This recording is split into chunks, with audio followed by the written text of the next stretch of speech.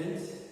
You are welcome to this session of biology, and our topic is called the excretion. This topic is so interesting, so you are welcome. Be attentive so that you can understand this concept of excretion. As we know, organisms take various types of food. As they take various types of food, those foods they undergo different chemical processes. As a result of those chemical processes of those foods, now those food they produce energy and various byproducts as a result of respiration. So those byproducts they are not allowed to be to accumulate in the body. So they have to be removed. Remember, those byproducts they come from chemical processes or chemical reaction. So those byproducts or waste products which come from metabolism, they have to be removed from the body of organisms. So the whole process of removing the waste products as a result of metabolism is called excretion. So excretion, this is the process. Excretion is the process where the metabolic wastes or waste products are removed from the body of organisms. So these waste products or metabolic wastes are those wastes which occur as a result of various chemical reactions which take place in the cell of organisms. Those are metabolic wastes or byproducts. Remember, these are removed in the body because they are no longer needed in the body. So to keep the body or to keep the cell to have a suitable working environment, those metabolic wastes have to be eliminated in the body through a process called excretion. Remember, those wastes, many wastes are removed from the body. Not any wastes which are removed is due to excretion. So the wastes which are removed from the body include metabolic wastes which are removed from the body as a result of excretion. Include example of these metabolic wastes are example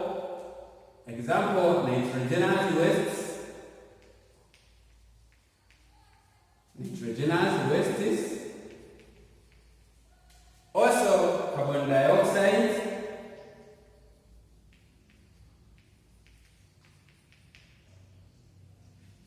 also excess water.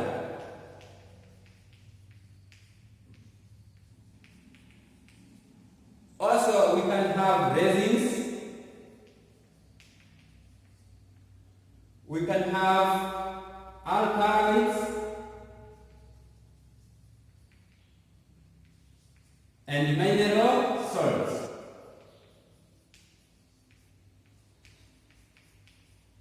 These are metabolic wastes which are removed from the body of different organisms. They come from various chemical processes that take place in the cell of organisms. So, note NB. The term metabolic waste. The term metabolic is very crucial in defining the term excretion. The term metabolic is very crucial.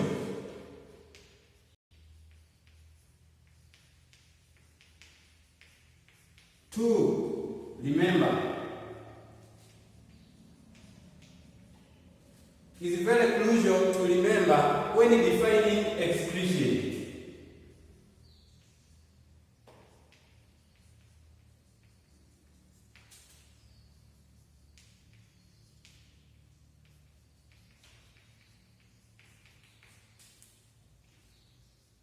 So, the term metabolic is very important in the definition of excretion, because not all wastes which are removed from the body are as a result of excretion. Because not all wastes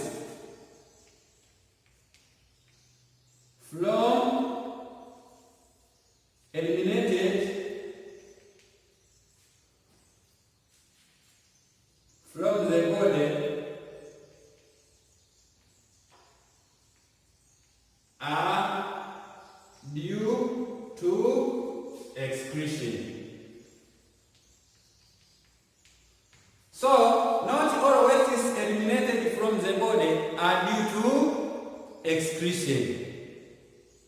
Some of the wastes does not come from the body cells.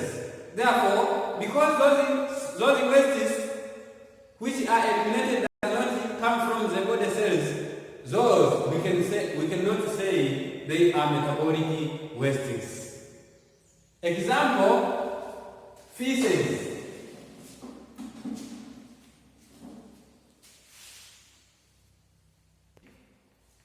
Egestion. Feces is not due to excretion, but it is egestion. It is undigested materials. Feces does not come from the body cells. When we eat food in excess, some of the food are not digested and remain in the alimentary canal. Then eventually are removed as feces. So those feces, when you want to eliminate feces, of course they are waste, but they are not metabolic waste. Therefore, feces is not excretory waste because does not come from body cells. So you can ask yourself, why feces is not due to excretion? A simple answer is that feces is due to egestion. Does not come from the metabolic reaction, does not come from the cells of the body. So that is, excretion is so important. Excretion is so important. Importance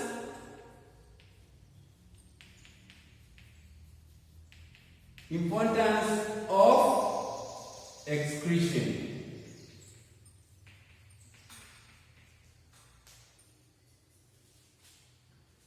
Importance of excretion.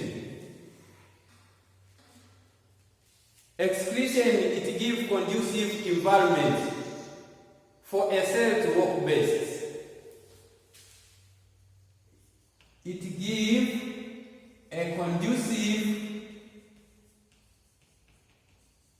environment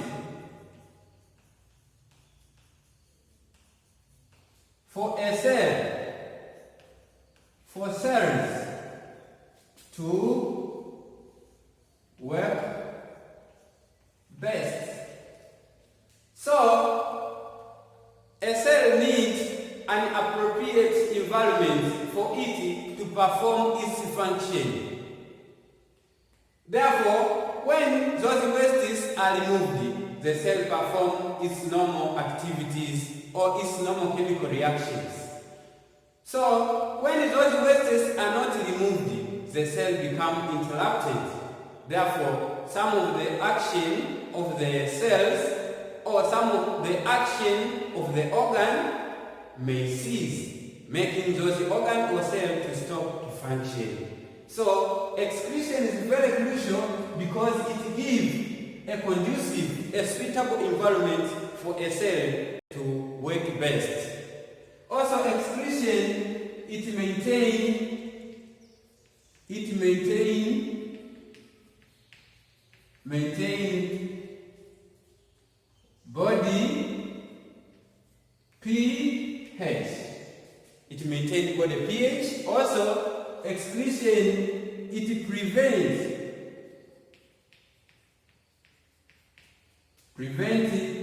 cell bursting. Prevents cell bursting. For example, the excretion or the removal of excess water, it helps to reduce the amount of water in the cells. For the animal cell, when the amount of water is removed, now the cell cannot burst. So it prevents cell bursting. Also, excretion is very important because it detoxifies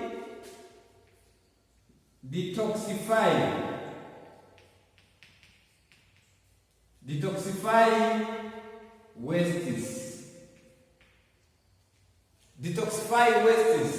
Some of the wastes produced in the body are so harmful. So, due to excretion or due to chemical reactions which occur as a result of excretion, it makes those harmful substances into harmless. So excretion is very important because it detoxifies. It makes harmful substances, it changes them into harmless. It detoxifies wastes. And when we eat food, we can eat with various chemicals contained in it. And as a result of excretion, those chemicals present in the food can be detoxified through excretion.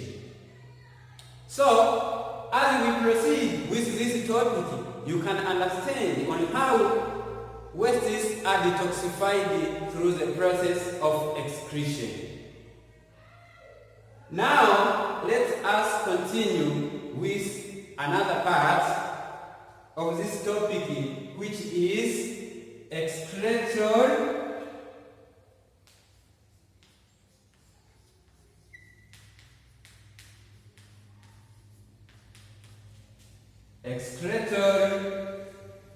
products in animals. Excretory products in animals. When you talk about excretory products in animals, you talk about the excretory wastes in animals. You talk about metabolic wastes produced in the body of animals. So the excretory products in animals include as follows. There are various excretory products in animals. One of those excretory products includes nitrogenous waste,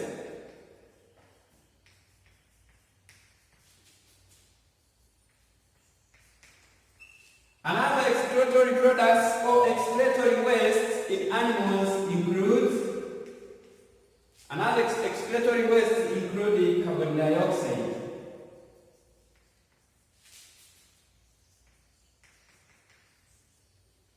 Another excretory products produced by animals include excess water.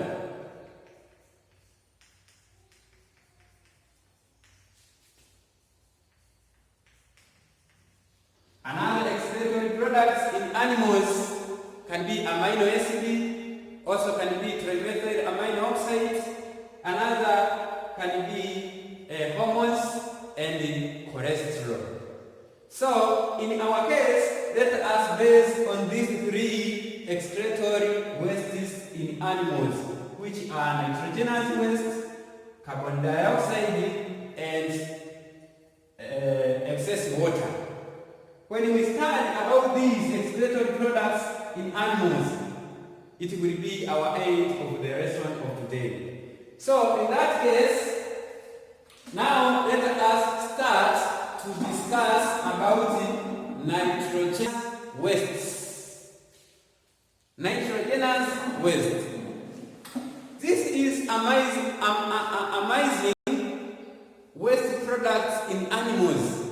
we can ask ourselves, where does nitrogenous waste come from? While we eat various kinds of food, of course, you can understand carbon dioxide. You can understand easily about excessive water.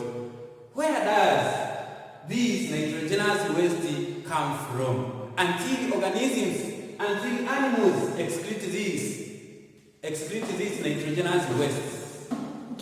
So when you talk about nitrogenous waste, they come from metabolism of protein. Remember, keep in mind that protein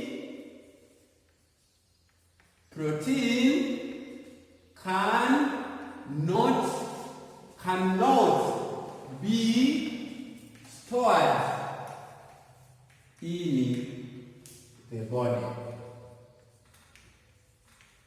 When in excess.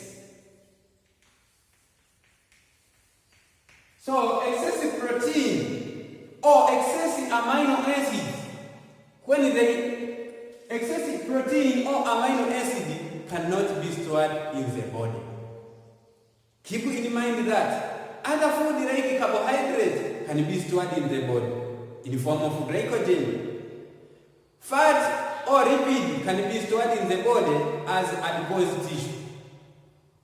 But what is surprising to protein, when in excess, cannot be stored in the body. Especially in human, there is no storage organ for protein. So how the body it deals with excessive protein? Therefore, you can understand that protein eventually it changes into nitrogenous waste. So the process of breaking down protein or amino acid into nitrogenous waste is called deamination. So in that case, protein or amino acids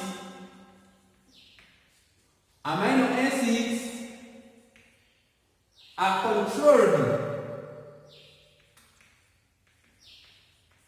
Protein or amino acids are controlled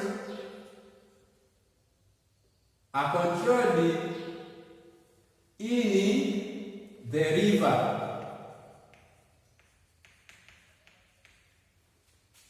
The excessive amino acids, they are reduced in the liver. They are controlled there. They are regulated in the liver by a process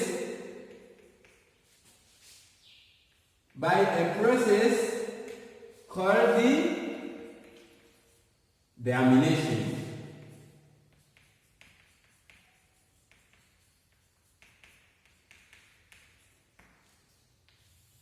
So excessive protein or amino acids, they are controlled or they are regulated. They are reduced in number in liver by the process called deamination. So what happened to amino acid in liver until nitrogenous waste are produced? Look here carefully. So amino acids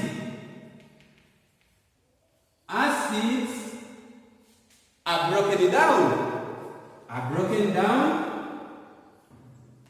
into carboxyl group,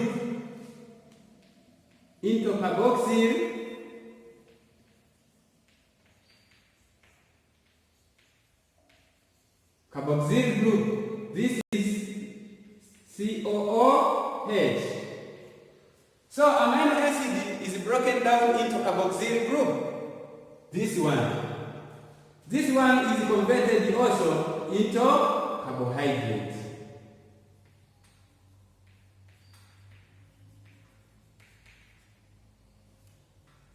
This carbohydrate then it is stored in muscles. This carbohydrate is stored in muscles and liver. So the process in which glucose is produced from non-glucose substance like protein is called gluconeogenesis. Like this, amino acid are broken down into carboxylic group into carbohydrates, and then it is stored in muscles and the liver as glycogen.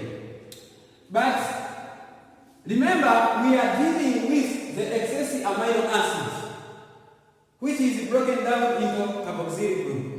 Another part is amino group. Amino group. This amino group or negative NH2. Amino group is broken down. Amino group is broken down into ammonia. Into ammonia.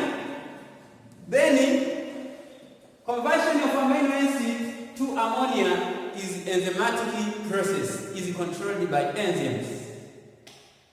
This ammonia is very toxic in our body. Ammonia is very toxic in the body of animals. In some animals, ammonia is so toxic. This is called ammonia.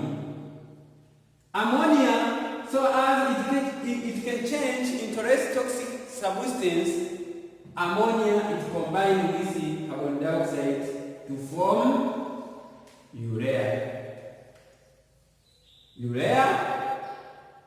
It forms urea. So you can see, when you talk about nitrogenous waste, they contain nitrogen. Like this, ammonia is containing nitrogen. And when you write a symbol of urea, you can get nitrogen. In some organism,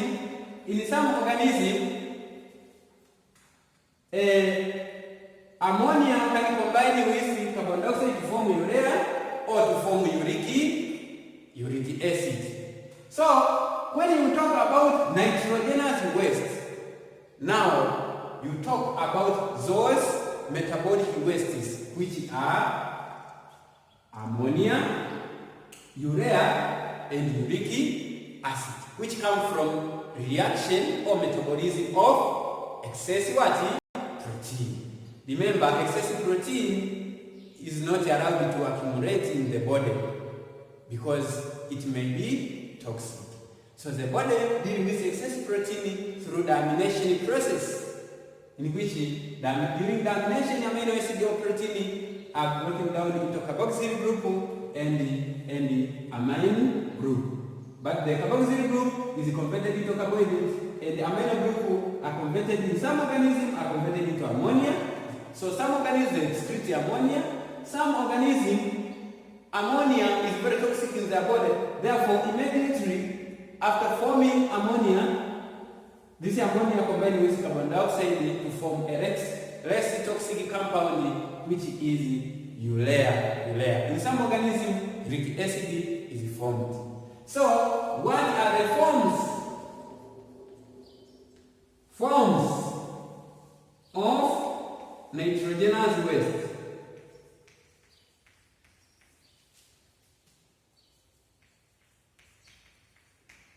So we can see forms of nitrogenous waste. There is one, we have ammonia. Ammonia is a very toxic compound and it is very soluble in water. And all organisms that excrete nitrogenous waste in the form of ammonia, they always live in water.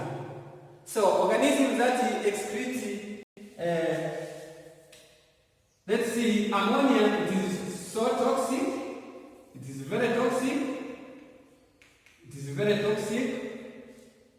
or very poisonous, very soluble in water.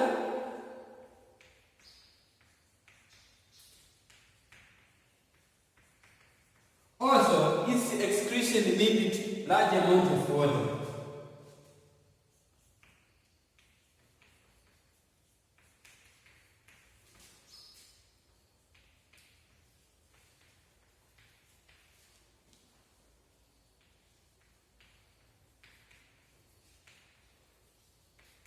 So, if excretion of ammonia need large amount of water, most organisms that excrete nitrogenous waste in the form of ammonia, they tend to live in water, so that they can consume a lot of water, and ammonia can be soluble in it or dissolved in it, so that it can be eliminated easily. So organisms that excrete nitrogenous waste in the form of ammonia are called ammonioteric animals. Example of ammonioteric animals. Example of organisms that produce nitrogenous waste in the form of ammonia are amoeba or protozoans. Protozoans, example amoeba and bony fish.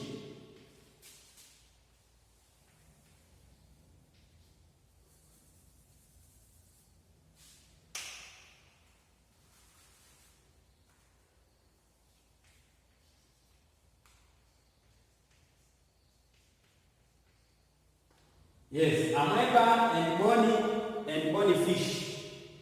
Bony fish. Bony fish.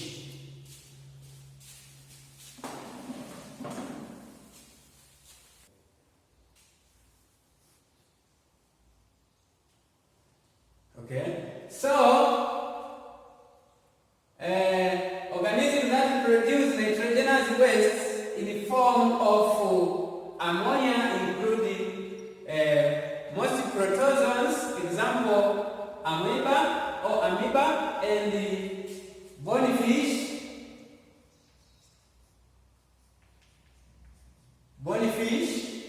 and amphibians.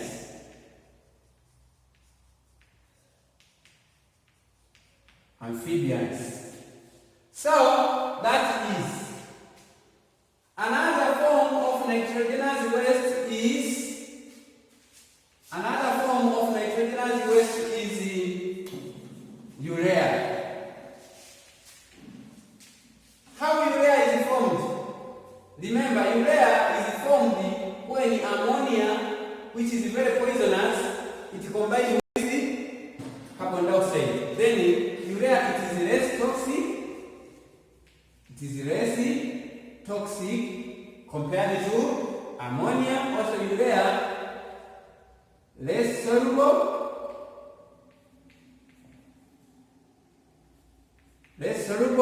in water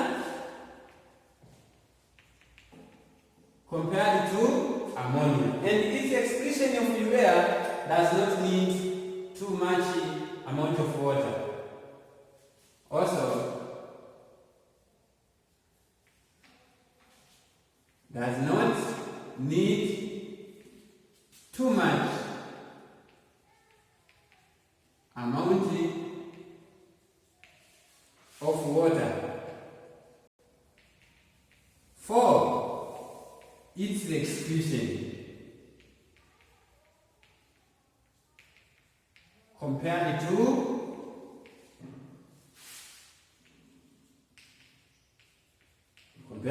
urea.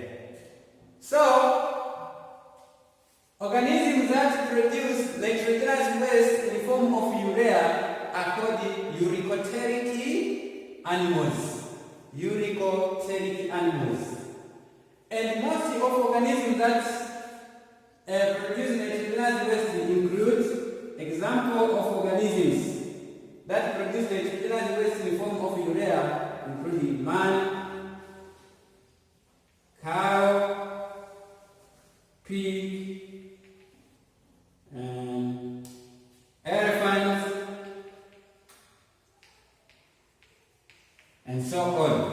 These are organisms that produce nitrogenous waste in the form of urea. And another form of nitrogenous waste is uric acid. Uric acid is another form of nitrogenous waste in some organisms. this is amazing nitrogenous waste, which is non-toxic. It is non-toxic. Also, it is insoluble in water.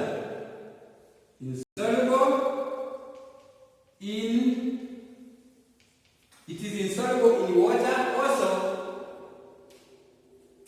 its excretion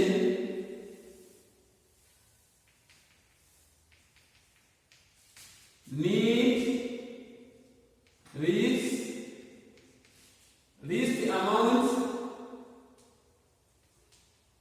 of water. So, uric acid is the one which is non-toxic compared to all. Also, it is insoluble in water and it needs least amount of water for its excretion. Therefore, urea, when it accumulates in the body of organism, it leads to harmful effect immediately. Likewise to ammonia. But in case of uric acid, this is surprising nitrogenous waste. It can be stored in the body. It can be stored in the body of an organism. Also, uric acid, it is excreted in the form of crystals, in the form of pellets, in the form of crystals or pellets.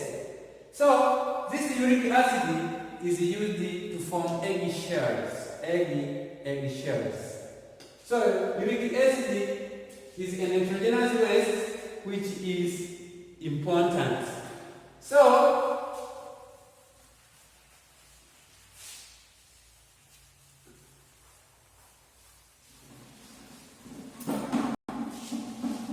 excreted in the form of crystals and can be stored in the body of organisms. So, an example of organism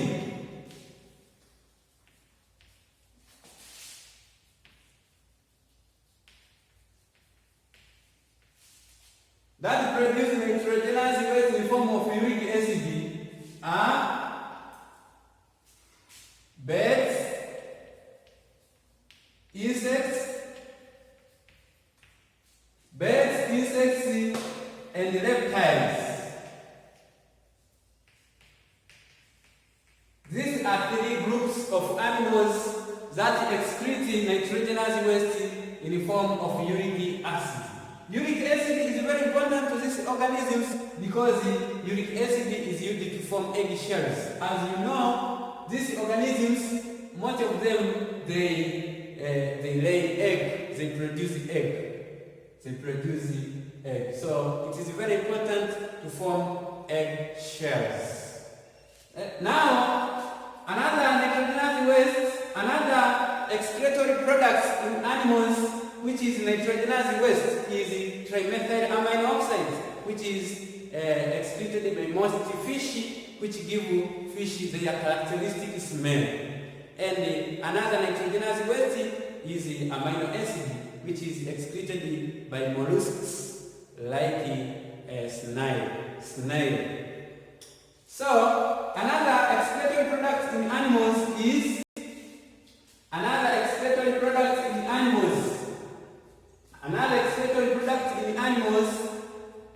carbon dioxide. This carbon dioxide always it is produced as a result of respiration, and it is excreted through respiration.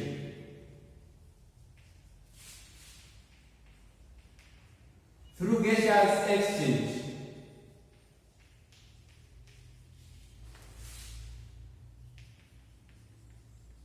So, carbon dioxide is excreted through gaseous exchange. It occurs as a result of respiration of various kinds of foods. Respiration of food produces energy, and the other byproduct is carbon dioxide and water. So, another waste product in animals is excess water.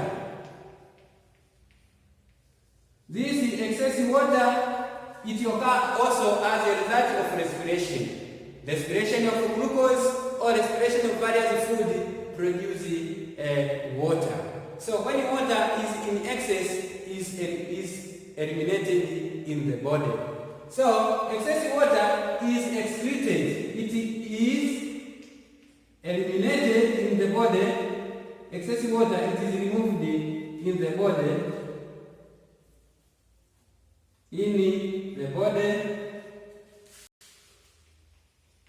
through sweat and urine. Now you can ask yourself, what are the major excretory products in animals? The second question, you can ask how nitrogenous wastes are formed. Another question you can deal with it